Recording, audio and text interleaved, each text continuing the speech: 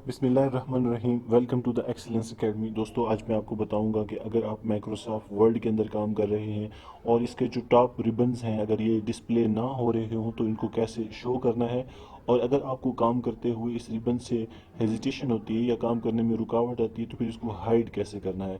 बहुत ही आसान तरीका है दोस्तों। अब आप चाहते हैं कि ये जो टॉप रिबन्स हैं यहाँ पे डिस्प्ले ना हो, तो इस रिबन की किसी भी खाली जगह के एरिया के ऊपर जाकर आप राइट क्लिक करें और क्लैप्स द रिबन पे क्लिक कर दें तो ये यहाँ से परमानेंटली जो है वो हट जाएगा। आप अपना काम इजीली कर सकते हैं।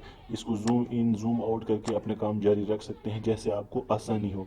लेकिन अब बात यह है कि अगर इसको आपने दोबारा शो करना हो तो उसका तरीक़ेकार क्या होगा।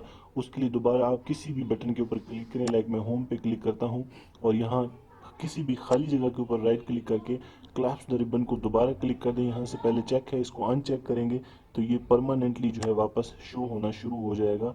और इसको हम 100% पे कर देते हैं ताकि आपको स्क्रीन जो है वो वाजे नज़र आए।